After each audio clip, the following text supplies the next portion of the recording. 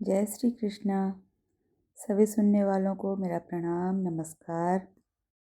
आज एक पुस्तक से मैं आप लोगों को एक कहानी सुनाऊंगी जिसका नाम है पितृभक्त सोम शर्मा। तो कहानी ऐसा है, शिव वर्मा के चारों पुत्रों को जब मोक्ष की प्राप्ति हो गई तो उन्होंने अपने सबसे छोटे पुत्र सोम शर्मा को अमृत के घड़े की सुरक्षा की जिम्मेदारी सौंपी। पुत्र सोम शर्मा को ये जिम्मेदारी सौंपकर वे अपनी पत्नी के साथ तीर्थ यात्रा पर निकल पड़े। वे 10 वर्षों तक तीर्थ यात्रा से वापस नहीं आए। इधर सोम शर्मा ने बड़े जतन से अमृत के घड़े को सुरक्षित रखा हुआ था। 10 वर्ष के बाद जब शिव शर्मा पत्नी के साथ वापस आए तो उन्होंने कोढ़ी का रूप धारण कर लिया था। अपने माता पिता को कोढ़ी रूप में देखकर सोम शर्मा को बहुत दुख हुआ। वे अपने माता पिता के चरणों में गिर पड़े। उन्होंने अपने माता पिता को बैठाया और उनके घावों को अच्छी तरह से धोकर साफ किया। फिर उन्होंने बिस्तर बिछाया और अपने माता पिता को उस पर लिटा दिया। अब तो सोम शर्मा सब कुछ भूलकर बस अपने माता पिता की सेवा में लगे रहे। वे उन्हें नहलाते धुलाते, उनके हाथ पैरों की मालिश करते और उनके कपड़े धोते, उनका सारा काम करते। अपने माता पिता को अपने दोनों कंधों पर बैठाकर उन्हें मंदिरों, तीर्थों के दर्शन कराने ले जाते। वे अपने माता पिता की हर इच्छा पूरी करते थे।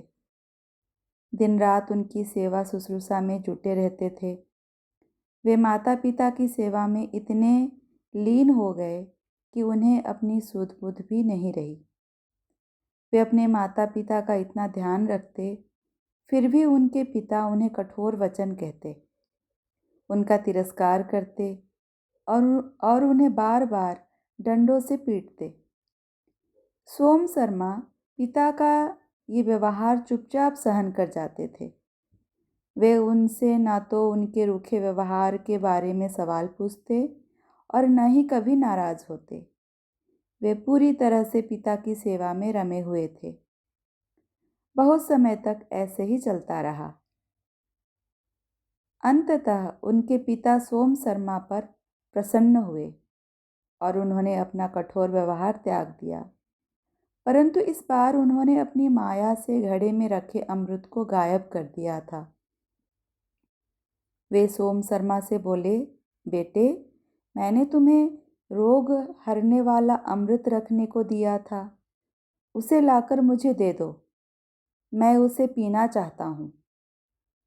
सोम शर्मा ने कहा, अभी लाया पिताजी। ये कहकर वह अमृत का घड़ा लेने गए। घड़े के पास पहुंचकर उन्होंने देखा कि घड़े में अमृत की एक बूंद भी नहीं है। ये देखकर वह चकित रह गए। फिर उन्होंने मन ही मन कहा, यदि मैंने हमेशा अपने धर्म का पालन किया है और मैं सत्य हूँ तो ये घड़ा फिर से अमृत से भर जाए। सोम शर्मा के ऐसा कहते ही घड़ा फिर से भर गया। ये देखकर सोम शर्मा बहुत खुश हुए। वे तुरंत घड़े को अपने पिता के पास ले गए। पिता अपने पुत्र पर प्रसन्न थे, अतः उन्होंने कोढ़ी का रूप छोड़ दिया और एकदम स्वस्थ हो गए। सोम शर्मा समझ गए कि उनके पिता उनकी परीक्षा ले रहे थे। उन्होंने अपने माता पिता के चरण स्पर्श किए।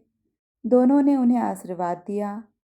अपने तप व योग के प्रभाव से पत्नी व पुत्र के साथ शिव शर्मा गोलोक धाम को प्राप्त हुए। जय श्री कृष्ण।